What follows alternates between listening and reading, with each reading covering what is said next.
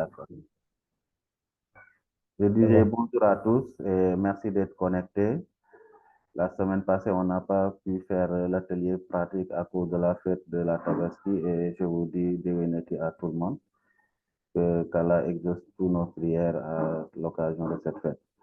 Aujourd'hui, nous allons démarrer l'atelier pratique concernant le contenu du contrat de travail et nous allons le traiter avec l'expert Babacar qui est chargé d'employabilité, mais également un expert dans le domaine de tout ce qui est juriste, etc.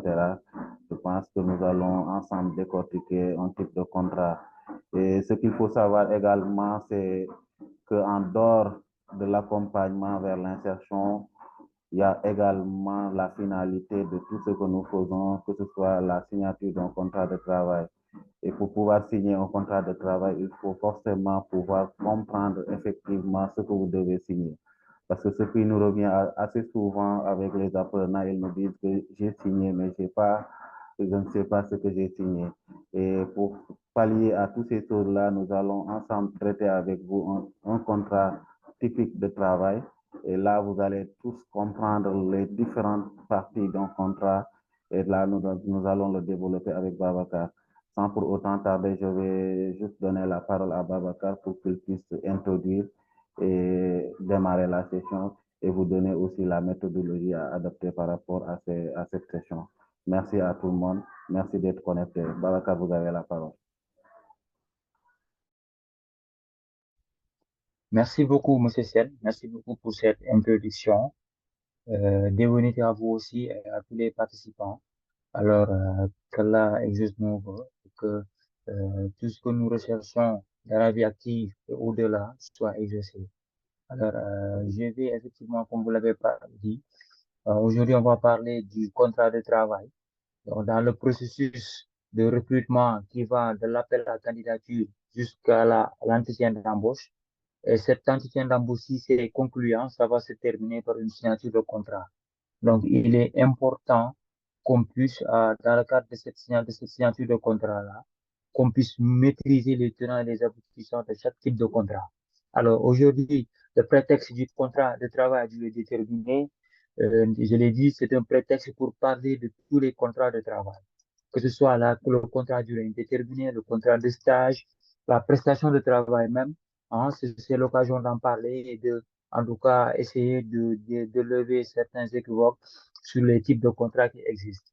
Effectivement, la matérialisation de la relation juridique qui existe entre employé et employeur, c'est le contrat de travail.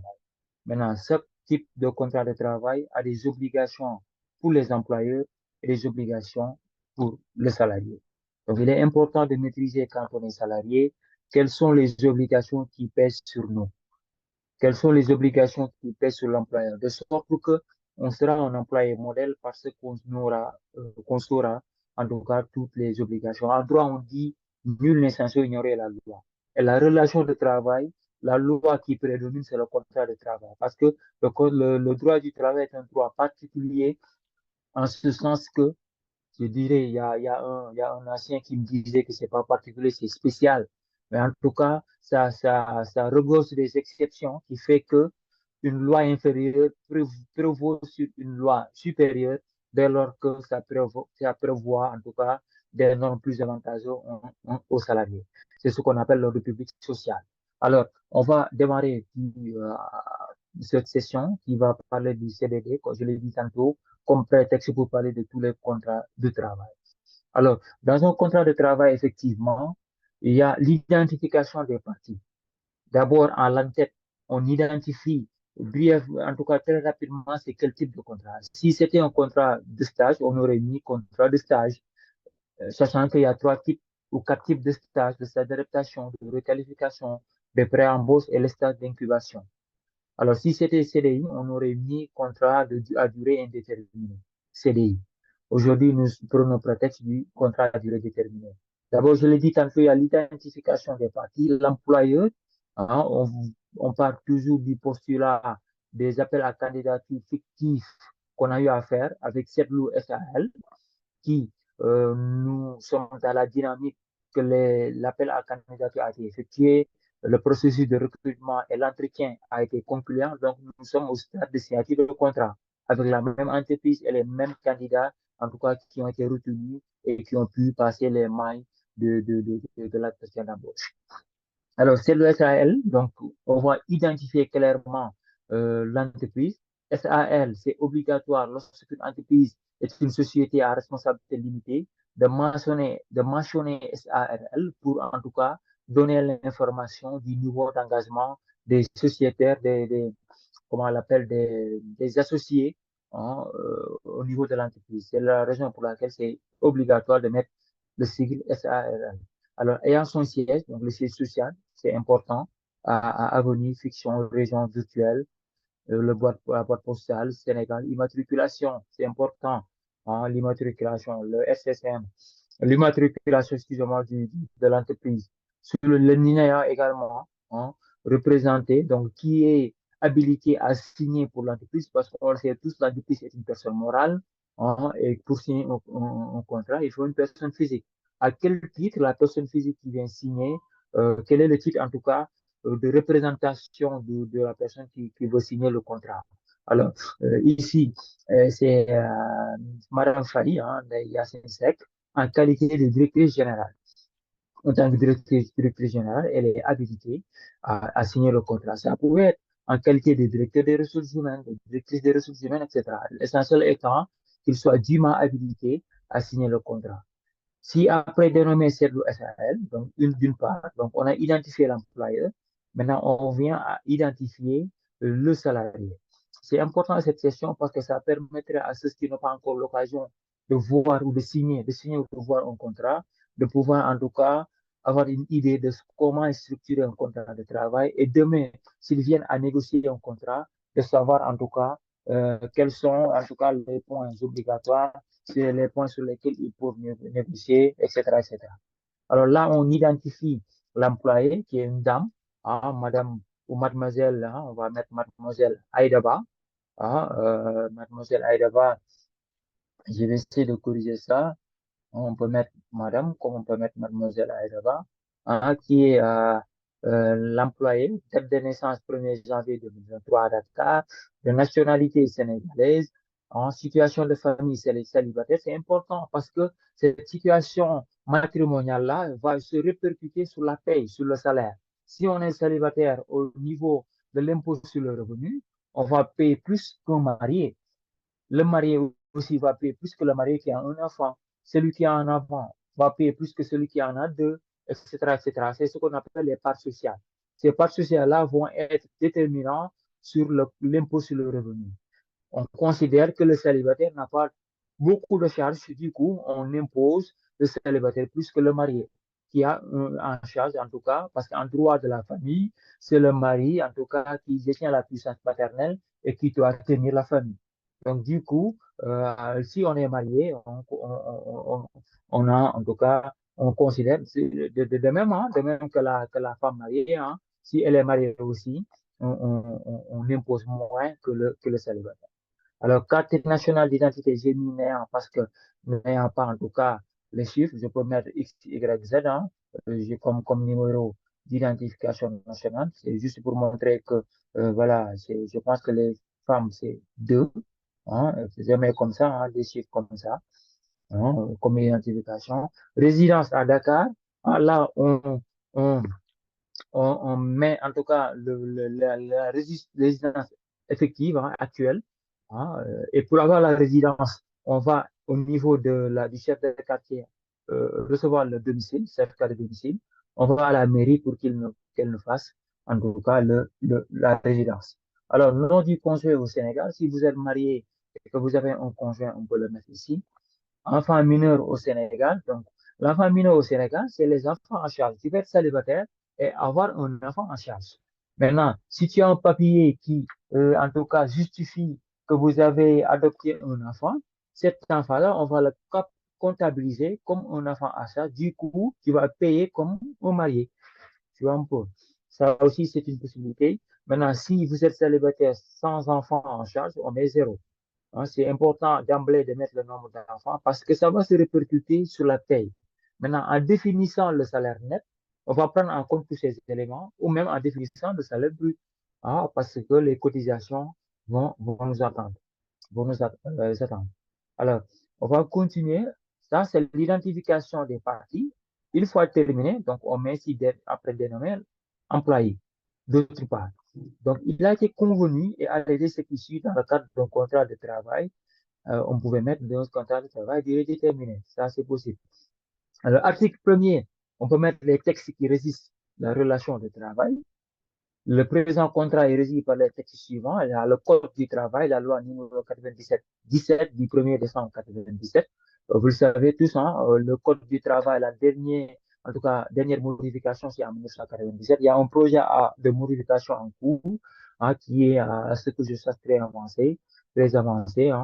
Maintenant, le dernier code, c'est ce code de 1997. Au lendemain des indépendances, c'était les codes des territoires d'outre-mer qui s'appliquaient. Ça veut dire les lois qui s'appliquaient en France, qui ont continué à s'appliquer au Sénégal, je pense, jusqu'à 1967, j'ai oublié la date.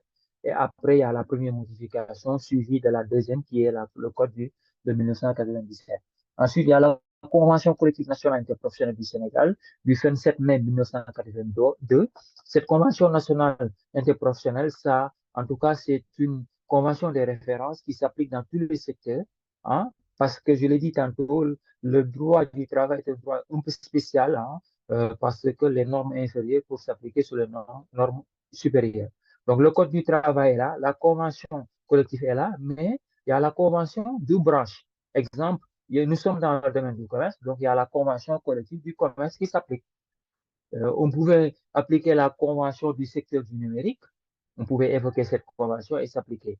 Maintenant, dès lors que ces conventions-là, qui sont des conventions de branche, de secteur, d'établissement, prévoient des normes supérieures aux normes prévues par la convention collective ou le code du travail, on va appliquer la norme la plus avantageuse aux salariés. C'est le principe de l'ordre public social qui veut que la loi prévoit en tout cas un plancher qu'il convient aux parties de modifier par le contrat du travail, en tout cas, toutes sources qui est plus avantageuse pour le salarié. Alors, on a vu à l'article deuxième qui est l'engagement des parties. La société SAL engage Madame, je n'ai pas corrigé ici, c'est Madame Aïda ou Mademoiselle Aïdaba, hein, excusez-moi. J'espère que vous voyez bien mon écran. Dès que vous me dites s'il y a des soucis par rapport à l'écran. Oui, on Alors, voit bien l'écran, Babacar. Peut-être zoomer un peu. ok, je vais essayer de mettre en mode présentation. Je vais essayer de voir. Euh,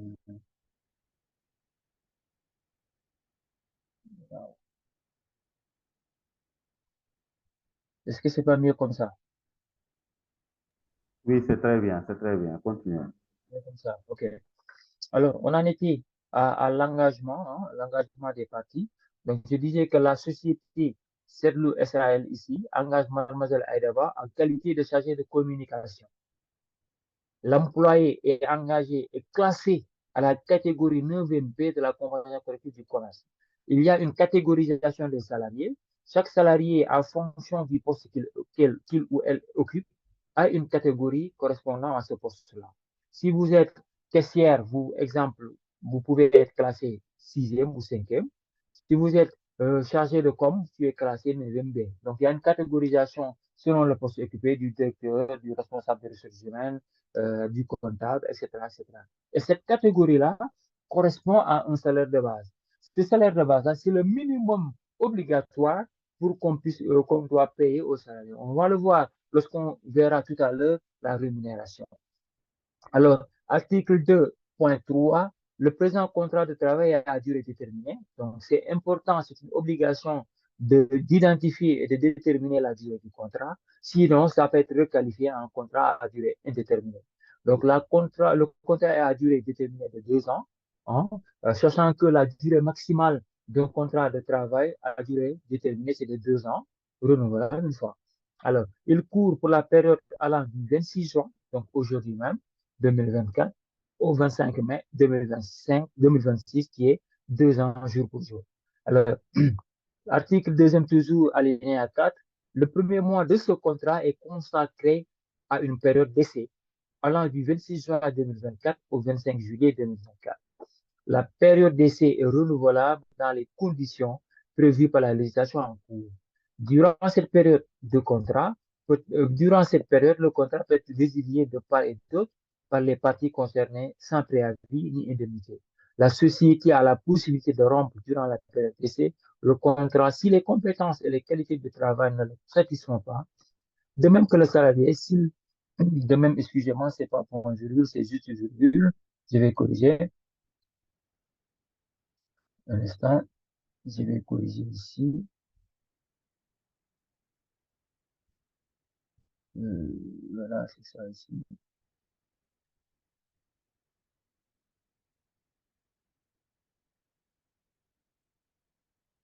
C'est mon instant corriger ça. Voilà. Je pense que c'est ici. Voilà. Voilà. Alors, je disais, s'il n'est pas de même que le salarié, s'il n'est pas convaincu des conditions de traitement, ça, c'est ce qu'on appelle la clause d'essai. Et systématiquement, dans les recrutements, dans les contrats aujourd'hui, on met systématiquement la clause d'essai. Parce que quand on recrute, il y a l'employé qui vend ses compétences, son profil, disant qu'il mérite, en tout cas, qu'il a les compétences nécessaires pour occuper la poste. Il y a l'entreprise aussi qui vend, en tout cas, son entreprise, disant que je suis une bonne entreprise, qu'on peut faire une carrière, etc., etc. Donc, les parties ne se connaissent pas, en tout cas, trop bien. Donc, il y a une certaine méfiance qui permet chacun, durant une période déterminée, qu'on appelle la période d'essai, de pouvoir en tout cas, se délier de ce contrat. C'est ce qu'on appelle la clause d'essai qui est inclue dans le contrat. C'est différent du contrat d'engagement à l'essai. Peut-être dans les discussions, on va y revenir. Mais ça, c'est un CDD avec une clause d'essai d'un mois. Et pendant la clause d'essai, ce qui fait la spécificité de la clause d'essai, les parties peuvent se dire que je ne suis pas satisfait. Le salarié te dit, peut dire, je ne suis pas satisfait des conditions de travail, de la rémunération, parce que l'entreprise ne paye pas le 5, le 8, l'entreprise paye à partir du 20. Il y a des retards de salaire, donc ça ne m'arrange pas. Donc, ni sans préavis ni indemnité, le salarié peut dire, informer l'employeur et dire que je vais arrêter. De même, l'employeur peut dire que je ne suis pas satisfait satisfait des compétences du salarié. C'est un salarié qui s'attend trop, qui n'a pas les compétences nécessaires, etc., etc., et dire, je vais, je vais rompre le contrat. C'est la particularité de la PTC qui permet à chacune des parties, s'il n'est pas satisfait, en tout cas, des conditions ou pour le salarié et des compétences pour l'employeur, de l'autre partie, se délier du contrat. On peut avancer. Alors, dans le cadre de ces fonctions, l'employé, toujours dans l'engagement des parties, dans le cadre de ces fonctions, l'employé sera rémunéré par la société. L'employé aura le contrôle et la responsabilité des opérations telles que décrites dans sa fiche de poste. On le sait tous, en rejoignant un poste, même systématiquement, le salarié doit demander la fiche de poste pour savoir, en tout cas, sur quel point il est attendu.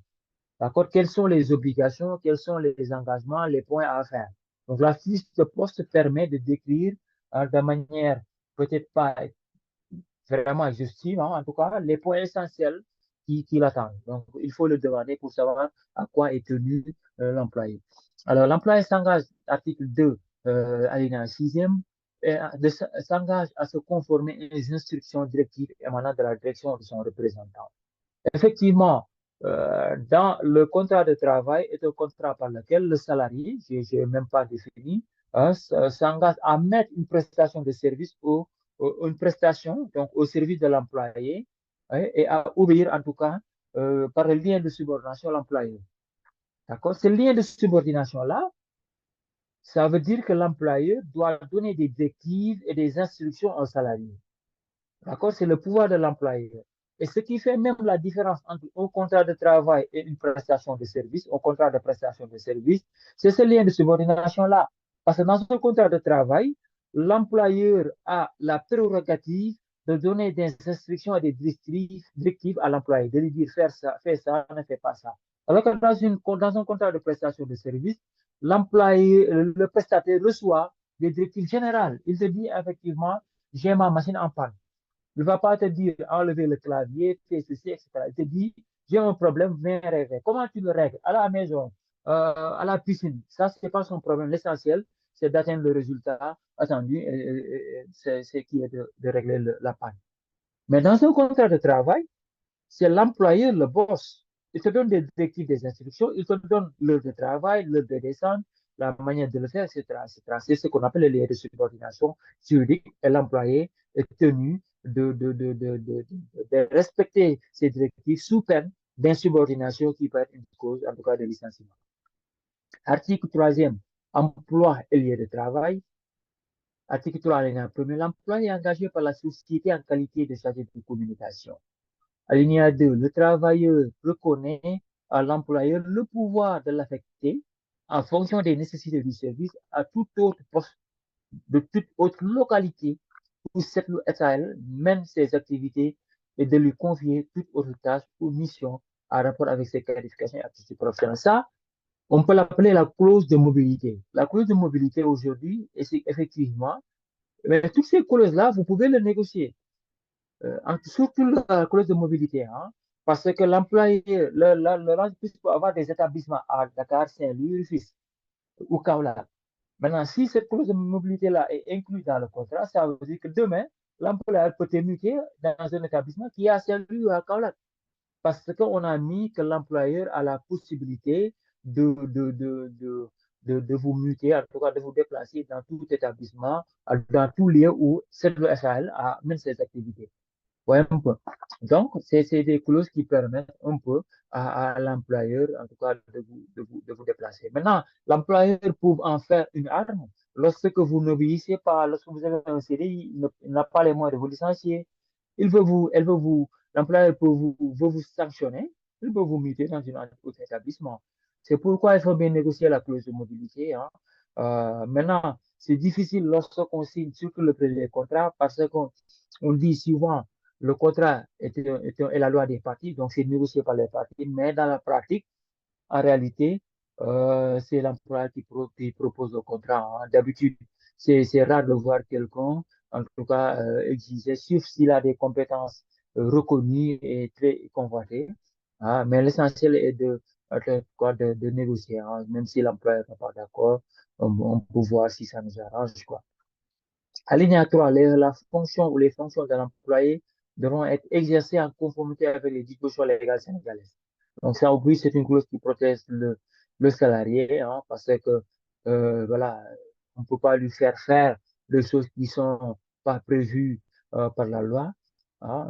Ça aussi, c'est pas les directives, les procédures et instructions de la société. Alors, alinéa 4e, l'employé est soumis à l'autorité de son supérieur hiérarchique, hein. Ça veut dire que pour une meilleure coordination du travail, effectivement, si vous travaillez dans un département et un chef de département, hein, peut-être que dans le cadre d'un chargé de communication, il y a un directeur de communication. C'est à lui aussi de donner les orientations, donc, qui ne peut pas refuser ces orientations-là. Alors, alinéa 4e, je vais lire le titre de l'article, c'est horaire et rémunération, article 4e. Article 4, horaire et rémunération, hein. L'horaire de travail hebdomadaire est fixé à 40 heures. C'est l'horaire de l'administration, 40 heures par semaine. Maintenant, 40 heures par semaine, il faut savoir que les jours ouvrables dans la semaine, c'est du lundi au samedi. Le samedi est un jour ouvrable. Ça veut dire quoi? L'employeur a la prérogative d'organiser ces 40 heures-là entre du lundi au samedi. Il peut dire le vendredi, on descend à 13 heures et le samedi, on revient faire 4 heures de travail pour compléter les 40 heures.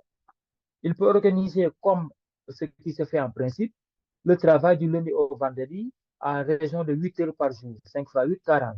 Donc, c'est de 8 heures à 17 heures avec une pause d'une heure de temps. Donc, ça fait que 8 heures de travail du lundi au vendredi. Comme en fonction du travail et du secteur, il peut dire, moi, je ne travaille pas le vendredi toute la journée, je travaille, ou bien je travaille du lundi au samedi 7 heures de temps, 8 heures, 16 heures, ou 9 heures, 17 heures, hein, et que le samedi, je fais 8 heures, 13 heures, 5 heures de temps pour compléter les 40 heures. Donc ça, c'est de la prérogative de l'employeur qui organise le rythme quotidien de travail, le rythme hebdomadaire du travail. En contrepartie, alinéa 2e de l'article 4, des prestations exécutées par le salarié, je dis que le contrat est le contrat par lequel le salarié exécute une prestation moyennant rémunération sous la direction, en tout cas, de l'employeur. Donc, il y a la contrepartie de l'employeur, c'est la rémunération.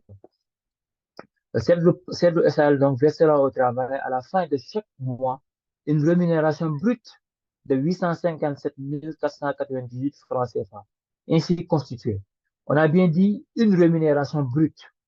Hein, c'est important, hein, la rémunération brute. Donc, à différencier de la rémunération nette, parce que cette rémunération brute-là, c'est ce qu'on tu as en brut. Ça veut dire sans cotisation fiscale, sans cotisation sociale. Donc, c'est ce que tu as. Maintenant, de cette rémunération brute-là, on va défalquer les cotisations au niveau de l'impôt sur le revenu, les cotisations à l'IPRES, les cotisations à l'IPM, s'il y a d'autres cotisations comme les caisses complémentaires, etc., etc., pour la retraite complémentaire, aussi, c'est le cas. Maintenant, sachant que au côté de l'IPRES, il y a le régime général partagé par tous les salariés, que ce soit cadre ou non cadre, et le régime cadre. Donc, pour les cadres, ils vont faire deux cotisations, la cotisation pour le régime cadre et la cotisation pour le régime général. Peut-être on aura l'occasion d'exploiter le bulletin de salaire sur une session et on aura l'occasion, en tout cas, de voir un bulletin de salaire et d'exploiter toutes les rubriques de salaire. Maintenant, le salaire brut est ainsi composé. Le salaire de base qui est à 132 498 qui correspond à la catégorie 9e B de la convention de commerce. 132 498. Ça veut dire que 132 498, c'est le minimum obligatoire pour le poste de chargé de communication, ce qu'on appelle le salaire de base. Ça, on n'a même pas besoin de le négocier parce que c'est une obligation, c'est normé par la convention. Maintenant, toutes les autres rubriques peuvent être négociées à l'exception de l'indemnité de transport, etc., etc., qui, en tout cas, en fonction de la situation et de certaines conditions, deviennent obligatoires.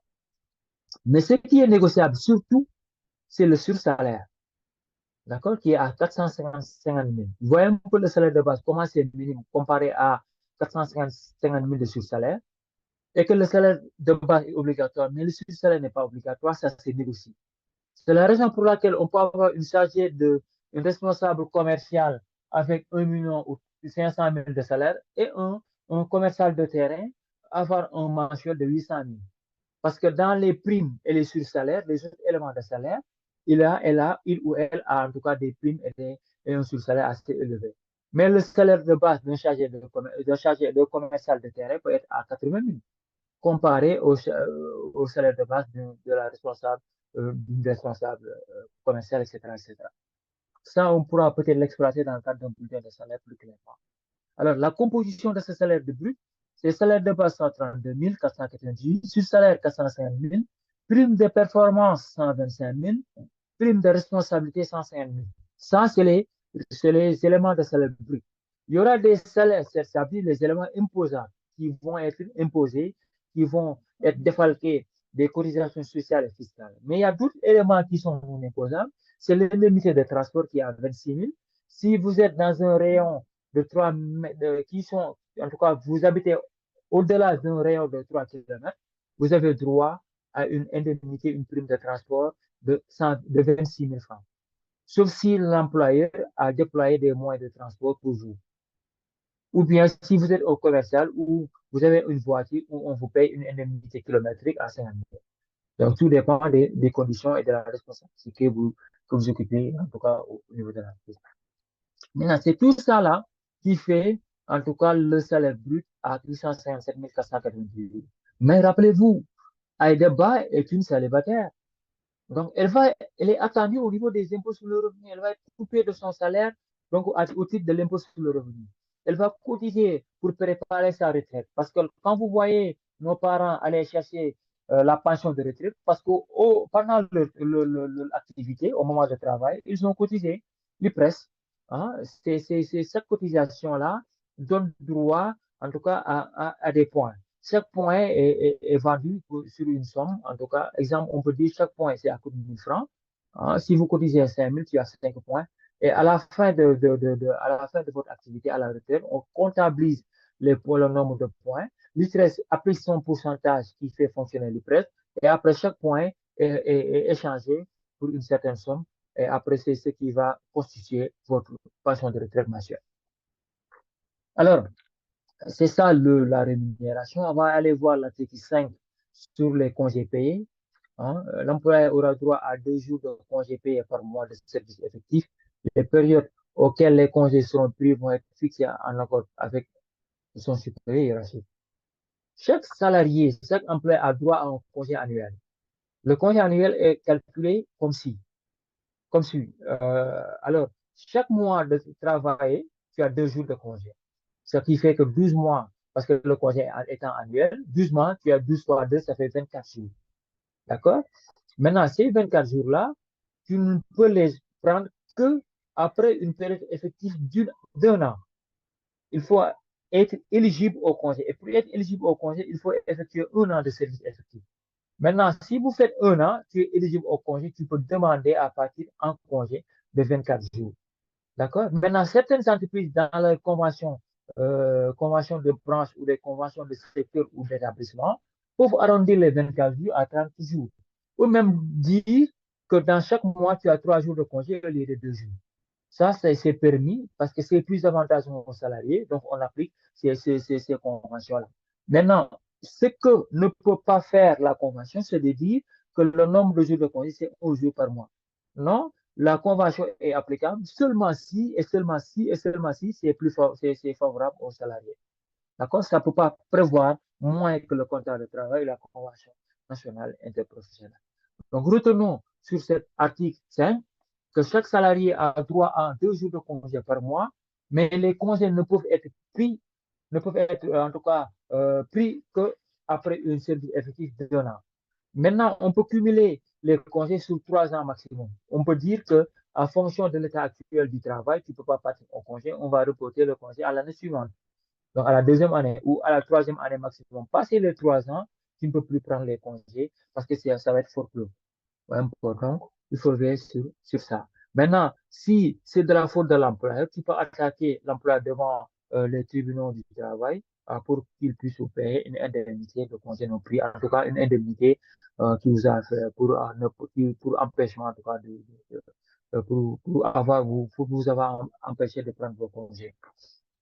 Alors, on a vu à l'article 7 clause de confidentialité et de non-concurrence.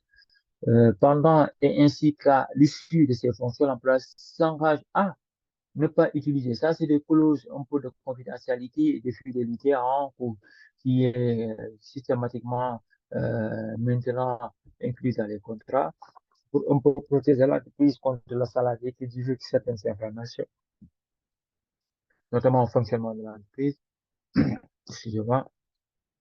Article 7, alinéa 1er, ne pas utiliser directement ou indirectement ou communiquer en tout cas ou divulguer tous secrets techniques commerciaux ou d'affaires de tous sujets confidentiels relatifs à la société.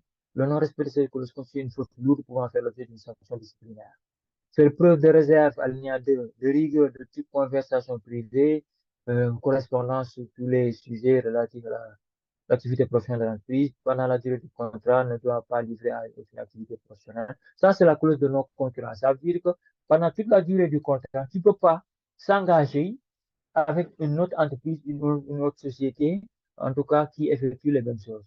Maintenant, la durée du contrat, c'est 2 ans, effectivement. Mais les heures de travail, c'est de 8 h à 17 h. Ça veut dire après les 17 h, tu es dans ta vie privée. Tu peux faire ce que tu veux. Mais sauf faire des activités qui concurrencient l'entreprise. Donc, ça, ouais, un peu. Alors, à laquelle il ou elle a été engagé, ni s'intéresser à des activités à concurrence à l'employeur. Alinéa 4, à l'expiration du contrat. Vous voyez, la clause de non-concurrence va même au-delà de la durée du contrat. À l'expiration du contrat, le travailleur ne pourra exercer des activités de nature à concurrencer l'entreprise pendant une durée d'1 an et sur un rayon de 50 km. C'est clair. Après la fin des 2 ans de contrat de travail, si le contrat n'est pas renouvelé, dans un rayon de 50 km depuis la situation de l'entreprise et d'une durée d'1 an, tu ne peux pas exercer la même activité que l'entreprise. Ça, c'est des clauses qui permettent un peu à l'entreprise de se protéger d'une éventuelle concurrence. Les différents, c'est les conflits. Les différents qui pourraient naître à l'occasion de l'exécution du présent contrat seront réglées conformément aux dispositions des textes législatifs ou réglementaires en vigueur et de celles de la Convention collective interprofessionnelle du Sénégal et de la Convention de commerce. En cas d'échec de conciliation, parce que le premier pas en matière de travail, c'est le règlement à l'amiable. Maintenant, si ça n'aboutit pas, on tourne vers le tribunal compétent, c'est le tribunal du travail, passant par l'un d'abord par l'inspection du travail, le VHR. En cas de rupture par l'une ou l'autre des parties, la réglementation en vigueur au Sénégal, en référence au texte cité, sera appliquée. Article 10 divers. Toute modification ou abonnement au contrat de travail devra être écrit et référé expressément au contrat de travail. L'employé déclare formellement n'être lié actuellement à aucun autre employé et libre de tout engagement. C'est pour on le fait un peu pour se protéger parce qu'il y a le débauchage qui est interdit. Si l'employeur sait que Aïdaba est en train de travailler, en tout cas avec une autre entreprise, on l'interdit de le débaucher. D'accord? Donc, il y a une certaine responsabilité de la nouvelle entreprise qui est engagée et qui peut être poursuivie par l'ancienne entreprise devant les juridictions. C'est la raison pour laquelle l'employé, on lui fait faire une déclaration par la biais de cette clause-là, qui déclare formellement être lié actuellement au employeur et être libre de tout engagement. L'article, le dernier alinéa, l'employé se pliera à un contrôle médical parce que la visite médicale est obligatoire auprès du médecin du travail désigné par l'employeur qui certifie de son aptitude à tenir l'emploi suspensionné dans le présent contrat. Fait à Dakar, en 4 exemplaires originaux le 19 juin 2024 parce que ça doit être visé et signé par l'inspection du travail. Hein? Donc l'employé va signer ici, l'employeur va signer ici, ou vice-versa. Hein? L'enregistrement, l'inspection du travail va apposer son visa ici après avoir consulté en tout cas le contrat pour voir est-ce que l'employé n'est pas lésé, est-ce que ses droits sont respectés. Il met son visa pour approuver le contrat. Ça va être fait en 4 exemplaires. Après le visa, l'employé peut prendre un exemplaire. Les presses pour les cotisations, la fiscalité et l'employeur pour prendre un exemplaire. Excuse-moi, la caisse de sécurité sociale. Voici l'économie de la présentation que je voulais faire pour le contenu du contrat de travail, M. Sen. Comme d'habitude, hein, on va après ouvrir les micros pour les échanges et recueillir en tout cas l'avis et l'intervention des différents participants. Je vous remercie. Merci.